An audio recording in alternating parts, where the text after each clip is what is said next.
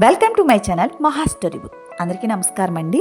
మనకు కార్తీక మాసం ఆఖరి రోజు అయితే వచ్చేసిందండి. కార్తీక మాసం నెల రోజులు పండుగలా జరుపుకున్నాం. అది ఎలా అంటారా?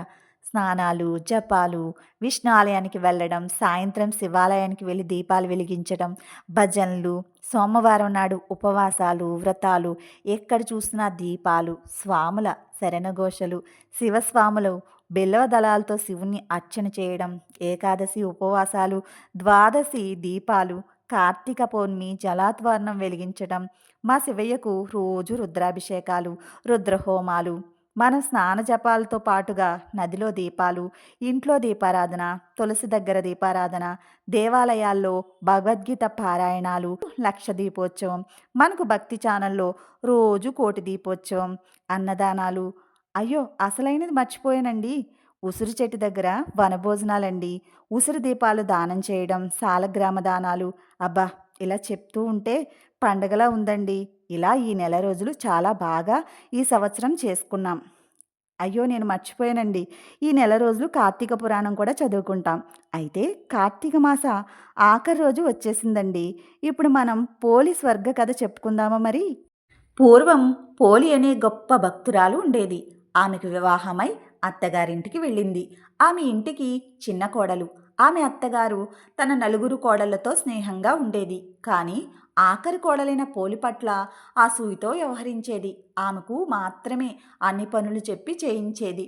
ఈ లోపల కార్తీక మాసం వచ్చింది. ఈ సందర్భంగా ఇంట్లో పనంతా పోలికి చెప్పి అత్త తన కోడళ్లతో స్నేహితురాలతో కలిసి ఆడంబరాల కోసం కార్తీక నదీ స్నానాలు, దీపారాధనలు చేసుకునేది. పోలిని మాత్రం ఎలాంటి దేవతారాధనలు చేయనివ్వకుండా ఇంట్లోనే చాకిరీ చేయించేది. అయినా కూడా పోలి విసుగు చెందకుండా ప్రతి పని చేస్తూ, ఆ పనిలో భగవంతుణ్ణి చూస్తూ, భగవంతుని నామస్మరణ చేస్తూ కార్తీక మాసం గడుపుతూ ఉండేది.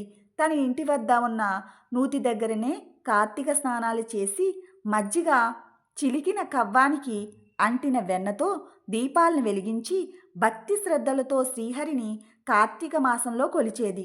వెన్నతో వెలిగించిన దీపాన్ని శ్రీహరి దగ్గర పెట్టి నమస్కరించేది. ఈ తంతు చూసి అత్తగారు తిడతారేమో అనే భయంతో ఆ దీపం మీద చాకలి బాణ బోర్లించేది. ఆమె భక్తిని చూసి మెచ్చిన శ్రీహరి ప్రసన్నుడై ఆమెకు పుష్పక విమానమును పంపించాడు. ఆమెను స్వర్గమునకు రప్పించాడు. ఈ విధముగా చిన్న కోడలు పుష్పక విమానంలో స్వర్గానికి వెళ్ళడాన్ని చూసిన వారందరూ ఆశ్చర్యం పొందారు. ఇది పోలి స్వర్గంలో చెప్పిన కథ. ఈ కథను ఎవరైతే వింటారో వారికి శ్రీహరి అనుగ్రహం కలుగుతుందని చెప్తారు. నోములు, వ్రతాలు, పూజ, పునస్కారాలు ముఖ్యమైనవి. కావలసినది భక్తి శ్రద్ధలు మాత్రమే, కానీ ఆడంబరాలు కాదు, అట్టహాసాలు అసలే కాదు.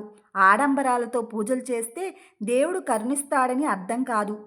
మనం చేసే పని ఎంత శ్రద్ధతో చేస్తున్నామనేదే పోలి స్వర్గం కథ ఇచ్చే సందేశం మనకు. ఈ వీడియో మీకు నచ్చినట్టయితే లైక్ చేయండి, షేర్ చేయండి, సబ్స్క్రైబ్ చేయండి. ఇక ఉంటానండి.